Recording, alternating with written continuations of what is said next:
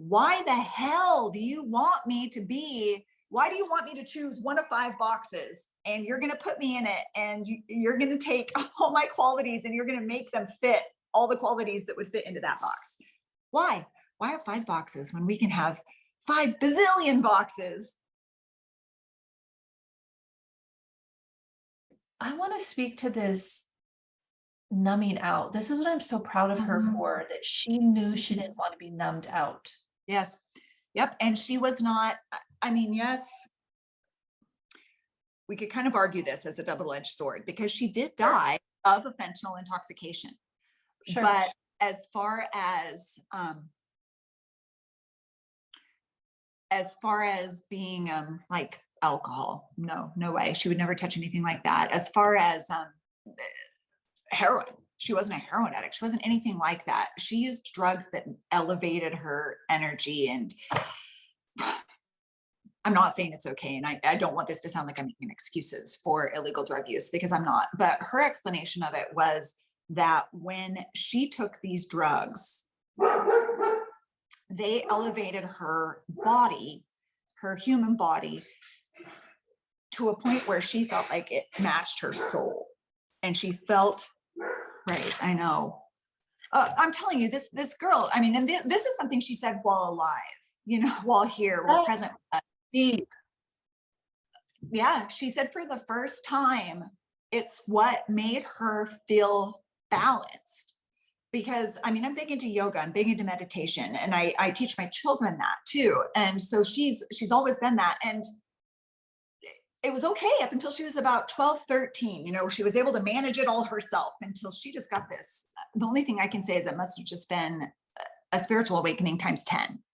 We've all gone through these spiritual awakenings where we feel like we're a pile of goo and we don't fit into society. Well, imagine being born feeling like that and then going through a spiritual awakening that raises that to exponential levels. Like, you're not going to fit into this world. You're not going to be able to have a normal conversation. I hardly can go to the grocery store because I can't talk about the weather or your jaw. I can't. I'm really having empathy toward her situation because I'm a highly sensitive person. Yes. That's a term, they call it HSP. There's probably empaths watching this. We're more sensitive, but I have a feeling she was even more. So for me, I felt out of place. I felt like no one understood me. I felt alone. I didn't understand myself until much later in life when I read a book where someone was describing me. Yes. So I guess I can just really empathize with her and trying to step into her identity and feel right on this planet. Is it even possible? I don't think it's possible, Kim. I don't know. All we can do is surround ourselves with other people that we feel that we resonate with and call it good. I mean,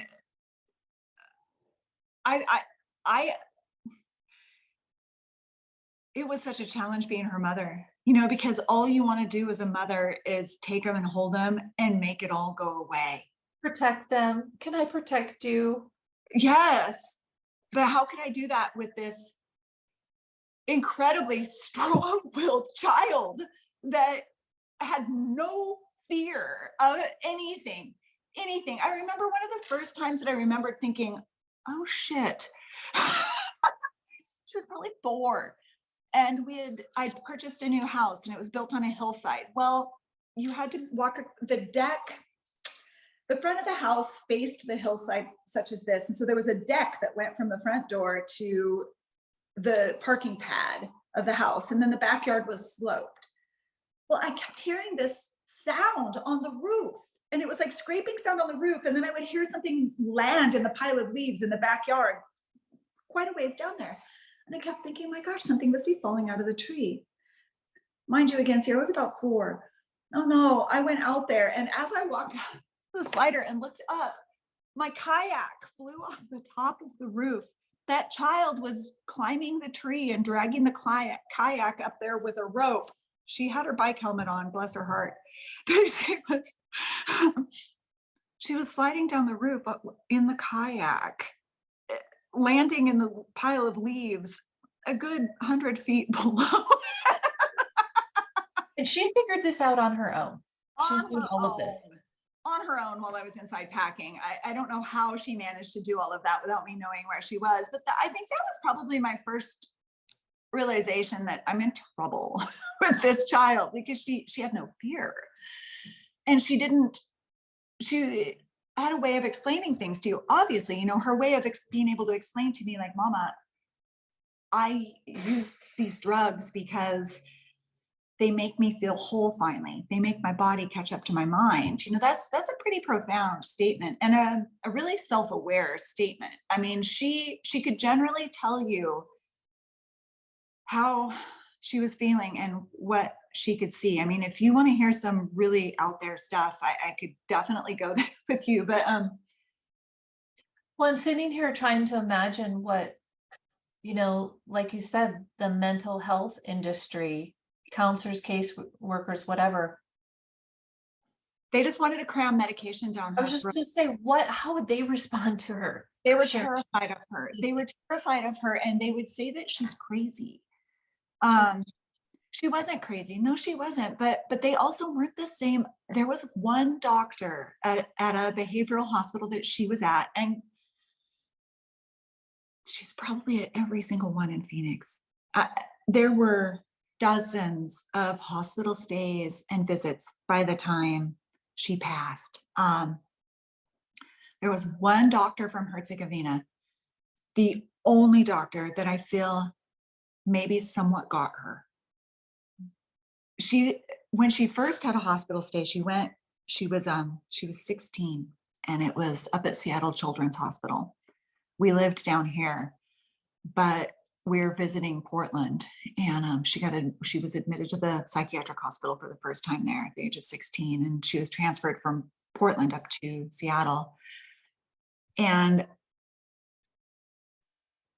I can't explain what was going on other than to say it was like she just busted out through the ceiling as far as having a spiritual awakening. She was so elevated that she couldn't sleep. She couldn't quit talking. She was a million miles a minute in my face, hugging me, touching me. It was terrifying as a mother. You would have thought she was on drugs, but she wasn't. And even then, though, once she actually got up to Seattle Children's Hospital, and the doctors separated the two of us and put her in a room and, gave her sedatives or whatever, and took me into a different room to talk to me, and then left the two of us together. I didn't know that they had cameras in the room, which is a little bit creepy, but whatever, and the doctors told me that what she would say to them and then how she would behave when it was just she and I were two totally different things. This child had knowledge. And the only thing I can say, Kim, is it's divine knowledge. She had knowledge. She was brought here to do something different. And I think that a lot of the people that we're seeing I have a big explanation for that also, why we're seeing some of these things that we didn't used to see, why we're seeing non-binary being so mainstream, why we're do share. It's because the elevation of Mama Earth is mad, and we've been hurting her. We've been hurting ourselves, and that's not what we were brought here to do. And her energy is changing because her vibration is raising. She's done. And it's causing our vibration, those of us that are in tune with her, and even those that aren't are still being affected. If you're in tune with her at all, you're feeling that raise in your vibration too. And so what we're seeing is we're all one and we're all love. And can we please rip these damn labels off and quit pigeonholing and quit trying to put everything in a box, because it's not. I think you said it right there. You are divine. You are divine now. You are the divine union of both. The box. the box. No one goes in a box. Nobody. We don't put baby in a corner. No, we are brought here, and I'm getting goosebumps. So spirit light, don't put baby in a corner. Okay, I'll say it louder. We were brought here to shake shit up and to be our own individuals. Why the hell do you want me to be? Why do you want me to choose one of 5 boxes and you're going to put me in it and you're going to take all my qualities and you're going to make them fit all the qualities that would fit into that box? Why? Why have 5 boxes when we can have 5 bazillion boxes? And the beauty that that brings, come on. It just doesn't make any sense to me that we have to be labeled and that we have to be this or that or the other. And it's part of the reason that I don't label myself a Reiki practitioner or an Akashic Record specialist. I'm a healer, because the energy that I'm able to connect to from source, I don't care if we call that Reiki. I don't care if we call that laying on of hands. I don't care what we call that. By me simply being in your presence or thinking about you and connecting and doing that, I can help you. I can help you help yourself.